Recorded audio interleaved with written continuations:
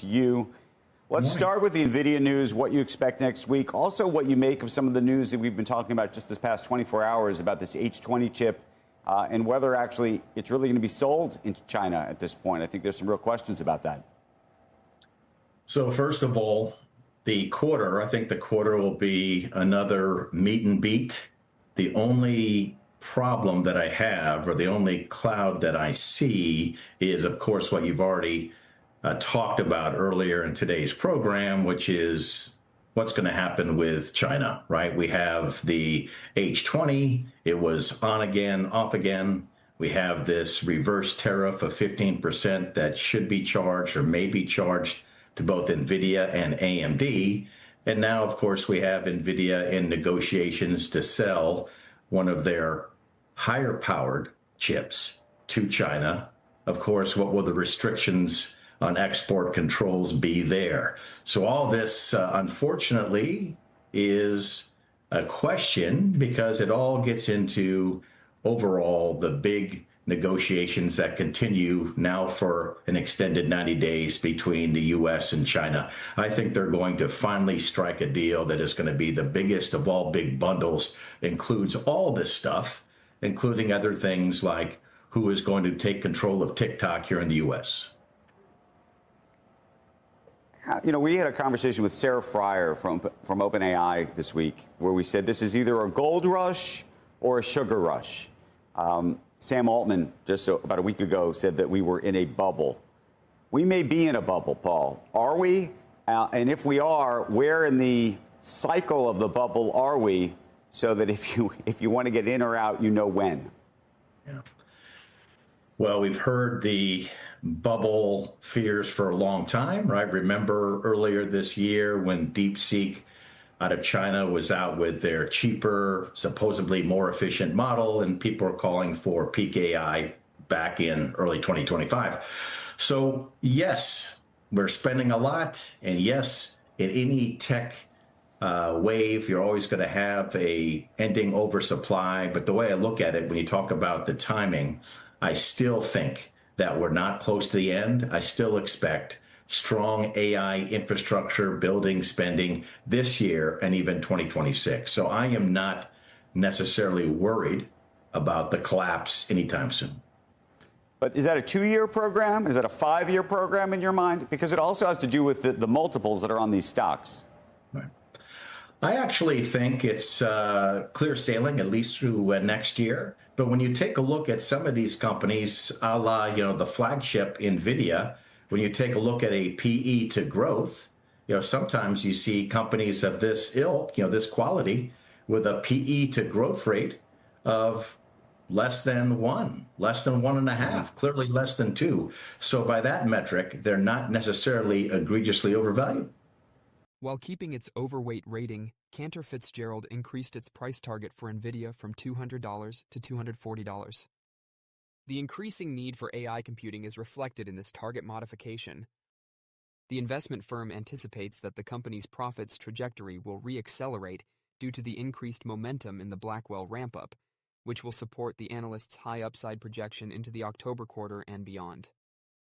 Cantor, meanwhile, said he was becoming more optimistic about NVIDIA's prospects of generating $300 billion in data center revenues in 2025-2026. The investment group anticipates $8 earnings per share by 2026 as a result. As rising worldwide demand, a resurgence in China sales, and growing data center expenditures set up the chipmaker for another successful earnings season, NVIDIA's AI drive is gathering new steam. Not only is NVIDIA expanding, it's turning a profit. Investors that pay 40 times projected earnings are aware that they are investing in a leading AI company with unparalleled scale, pricing power, and ecosystem control. UBS and Wedbush analysts voiced confidence in the company's AI-driven development ahead of its results report on August 27th. They pointed to a potent mix of rising investments in AI infrastructure and resurgence in important economies. Timothy Arcuri, a UBS analyst, reiterated his buy recommendation with a $205 price target, citing strong tailwinds that will sustain NVIDIA's long-term expansion. Matt Bryson of Wedbush went one step further, reiterating an outperform rating and raising his price target from $175 to $200. highlighting better-than-expected demand trends, a Chinese rebound starting in the fiscal third quarter, and growing hyperscale and neo-cloud spending through 2026. Bryson also increased his revenue and earnings projections. As evidence that AI buildouts are speeding up and disproportionately favoring NVIDIA, which commands a large share of AI server value, Bryson highlighted that hyperscale capital expenditures increased 67% year-over-year in the second quarter. As long-term infrastructure projects come up in late 2025 and 2026, he said, neo-cloud operators and AI model creators are projected to maintain data center investments well into 2025. Bryson noted that there is a strong market for NVIDIA's B200 and GB200 GPUs, but that supply sometimes can't keep up with demand. He cited rising projections for NVL72 rack shipments in the second half of 2025, which were bolstered by optimistic remarks from Foxconn, a manufacturing partner. Following U.S. licensing permits for NVIDIA's H20 processors, server builds in China have significantly increased, but Beijing regulators are also promoting homegrown alternatives. According to Bryson, the switch to Blackwell Ultra processors is anticipated to go well, and GB300 server shipments are still scheduled for the late third or early fourth quarter. He also reinforced his faith in NVIDIA's performance by saying that, despite rumors of delays, early 2026 production of the Rubin architecture appeared to be on plan. Bryson raised his fiscal 2027 EPS estimate to $6.10 based on these factors, claiming that NVIDIA's position at the forefront of the global expansion of AI infrastructure, with significant projects in progress in Saudi Arabia, the United Arab Emirates, Europe, and Asia, supports the company's value. The recent significant price target change for NVIDIA stock ahead of earnings isn't just more AI jargon. John Vin of KeyBank Capital Markets bases his argument on a factor that investors haven't completely priced in, a factor that is essentially lying in plain sight. It's not about China, demand, or even the conventional AI narrative. Rather, it's a possible adjustment that might affect how quickly NVIDIA can increase sales while increasing its profit margins. Furthermore, given the already high expectations, this subtle update might be a hidden motivator, giving NVIDIA's Q2 earnings report something to keep a closer eye on. KeyBank Capital Markets Managing Director and Stock Research Analyst John Vin keeps a close watch on supply chains for AI infrastructure and chips. Along with other chip brands, NVIDIA is one of the stocks he keeps a careful eye on, and he has established himself as a reliable source on the industry. He has a remarkable 60% success record, an average return per rating of 18.9%, and a 5-star rating on TipRanks. As a result, he is among the top tech analysts the platform tracks. For comparison, Wedbush star Dan Ives only has a 49% success rate on the site. John Vin of KeyBank raised his price objective for NVIDIA from $190 to $215 ahead of the company's Q2 earnings report on August 27th due to improved production yields. Vin specifically mentions that the yields for the GB200 server rack are approaching an astounding 85%, indicating that more systems are passing QA with ease and delivering more quickly. He has increased his full-year rack shipment expectation from 25,000 units to 30,000 units due to the increased throughput. In other words, NVIDIA's backlog is being turned into sales much more quickly thanks to more effective factory-level execution. Also, supply is catching up.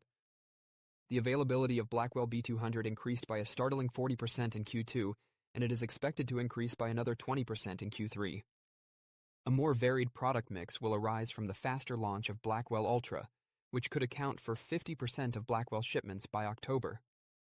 In terms of figures, Vin now projects Q2 sales at $47.1 billion, with a consensus estimate of $45.7 billion. However, because of license uncertainty, it reduces Q3 sales to $50.4 billion, with a consensus estimate of $53.5 billion, excluding China. He predicts an even bigger upside of $2 or $3 billion if we include China, led by RTX 6000D, B40, and H20 shipments. With a staggering 80% market dominance, NVIDIA controls the AI hardware stack, which includes the CUDA software, systems, networking, and chips. Naturally, its financials reflect that grasp. With U.S. hyperscalers using millions of accelerators to train and execute their AI models, NVIDIA reported FY 2025 sales of $130.5 billion, up more than 50% over the previous year. Blackwell plays a significant role in that outstanding lead. With 208 billion transistors, a new transformer engine, and NVLink superhighways that enable 576 GPUs to function as a single, enormous brain, NVIDIA's new Blackwell B200 GB200 platform is a beast. As a result, it effectively provides inference that is 30 times faster and AI responses that are significantly faster, such as nearly immediate chatbot responses. Another huge breakthrough is memory. For incredibly quick data access, Blackwell employs HBM3E, High Bandwidth Memory 3E, which is a special stacked DRAM that can handle up to 288 GB per GPU, adjacent to a powerful processor. While NVIDIA is expected to hold more than 70% of HBM production in 2025, analysts believe Blackwell might account for 80% of NVIDIA's high-end shipments. In an effort to keep up with the rapidly increasing demand for AI, IT companies are constructing enormous data centers all over the world. However, certain data centers, particularly older ones, have a limit on how much power they can supply to keep those servers and GPUs running. NVIDIA's answer was to construct a single enormous GPU by combining the performance of several data centers. That is the main idea behind the new Spectrum XGS network switches that the company is implementing. Gigascale is what the GS stands for. Data center managers can create a single networked GPU that can do particularly taxing AI tasks by combining several server nodes, groups of GPU servers, across a single data center using NVIDIA's current Spectrum X switches. Beyond that, Spectrum XGS connects multiple data centers. According to NVIDIA, Spectrum XGS isn't a brand new piece of hardware. Rather, it makes use of pre-existing hardware and innovative algorithms to enable data transfer across longer distances. According to Dave Salvatore, Director of Accelerated Computing Solutions at NVIDIA, a lot of data centers are actually power-capped, which means you can get a fair amount of computing power into that one data center, but you are probably going to hit a limit in terms of the amount of power you can get in. Therefore, multi-site data center size is one way to address that, Salvatore continued. These switches are essentially designed to provide multi-site scaling, allowing various data centers to interact with one another and function as a single, massive GPU. The company claims that these enormous data centers would eventually enable developers to create and implement increasingly complex agentic AI applications. It's not that businesses would need to construct fewer data centers, rather they would be able to integrate existing data centers to achieve even greater performance. Only a few days before the business is anticipated to release its second quarter earnings, NVIDIA made its announcement. Wall Street will be better able to assess the company's ongoing sales growth and the state of the AI industry as a whole as a result. Don't forget to share your thoughts and experiences in the comments below. Your input helps create a more knowledgeable community where we can all learn and grow together in the world of investing. Stay up to date with the latest market trends, insights, and key updates by subscribing to Investing Tutorial. We're here to help you make smarter investment decisions and stay ahead of the curve. And today, Wedbush joins in on the fun, going to $210 per share from $175 ahead of next week's earnings. Part of the reason, an expected rebound in revenue from the Chinese market. So joining me now is the analyst behind that call, Matt Bryson, Wedbush equity research analyst. Matt, it's great to have you back on the show. And let's start right there. Why the hike to the price target? Yeah, I mean, I think there's a couple of reasons. You mentioned one of them. Certainly, there should be some revenue from China, and we can debate whether it's $1 billion or $8 billion. I think I've been relatively conservative there, but the other pieces are, look, my checks throughout the quarter have been positive. Hearing good things about Blackwell Ultra. You look at the CSPs; they're lifting spend. They've been the single largest market for NVIDIA. So you've had a bunch of good news. NVIDIA tends to leave a little bit on the table when they give guidance. And so I just don't see any reason that we don't get another beat and then another strong guide for fiscal Q3. So the fact that the stock has sold off in these last couple of days, is that a buying opportunity ahead of the print then? I think that everything looks good for NVIDIA. It's always hard to tell exactly how it will trade around the print, but I think the concerns kind of this week have more to do with macro. maybe a bit about the future of AI, given that MIT paper that said something like only 5% of enterprises are really getting value from generative AI. But I think that there is plenty of spend ahead, not only the CSPs, but sovereigns. And so I think NVIDIA is looking good through 2026 at least. Okay, so in light of that, what do you think of that MIT paper? And then I know there was also there was the Sam Altman AI bubble commentary, which was arguably taken a little bit out of context as well. What do you make of all of that and what it means for the future of spending on AI? Yeah, so I think part of it is simply figuring out how to use the tech. And to some extent, it's a positive that 5% of enterprises are getting real value out of this, right? That suggests that it's not useful to the other 95% of enterprises, but rather that they just need to figure out how to use generative AI. I think that there's a ton of consumer devices coming out in 26, 27 that are aimed at trying to enable AI for the consumer. So again, something else that will use data center resources. And the tough thing is to figure out exactly when you see that viral application, if you will.